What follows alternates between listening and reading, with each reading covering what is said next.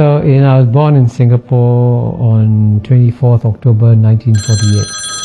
So I guess I've lived in Singapore almost 70 years now. When I grew up, Singapore was still a poor developing country. Our per capita income when we became independent was $500, the same as Ghana in Africa. Either you can say the misfortune or the good fortune of being born in a very poor family in a poor Singapore. So when I was 6 years old, when I went to school for the first day, we were weighed at school. They wanted to see how heavy we were. And I was declared undernourished. So I was put in a special feeding program when I went to school, and the principal had a big pail of milk, and all the children who were underweight were asked to take one scoop of milk from the pail of milk. And our house in Singapore had no flush toilet.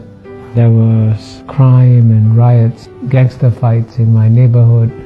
So in a sense, I grew up in what you call a typical third world environment.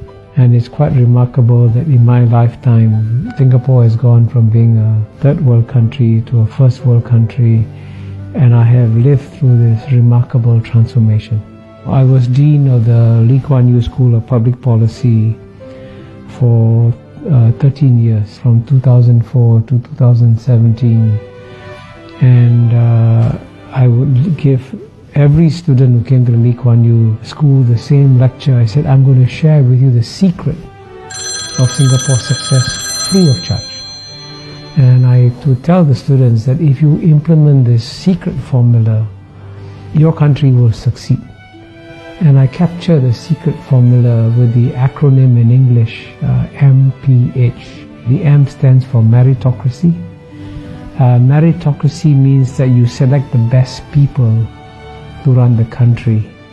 And what brings many countries down, especially in the third world, is that when it comes to selecting the finance minister or the economics minister, they will give their jobs to their brothers, their cousins, their uncles, their relatives, and not to the best people. And Singapore did the exact opposite.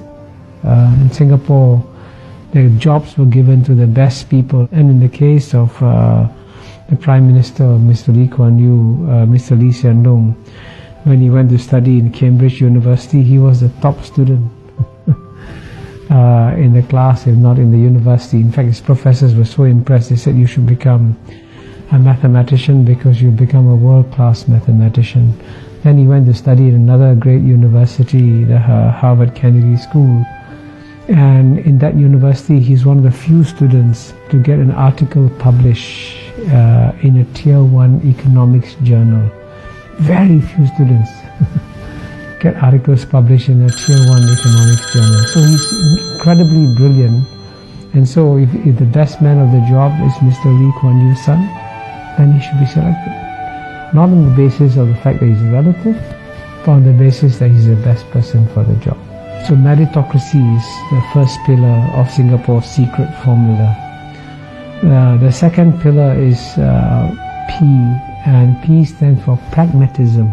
Pragmatism is an English word, and it's an English concept. But the best definition of pragmatism was given by China's leader, Mr. Deng Xiaoping, when he said it doesn't matter whether a cat is black or a cat is white. If the cat catches mice, it is a good cat. So in the same way, it doesn't matter what your ideology is. If it works, you use it.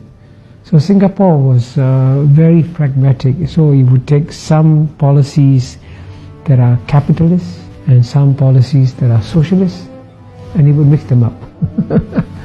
And that's what pragmatism is about. You're not bound by any ideology.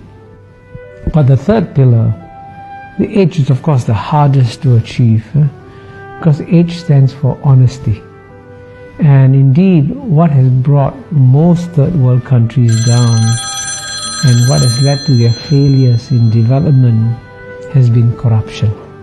And so Mr. Lee Kuan Yew, after he became Prime Minister, made it a point to punish not the junior people, but the very senior people. So when a deputy minister went on holiday with his friend, a businessman, when he came back, he was arrested.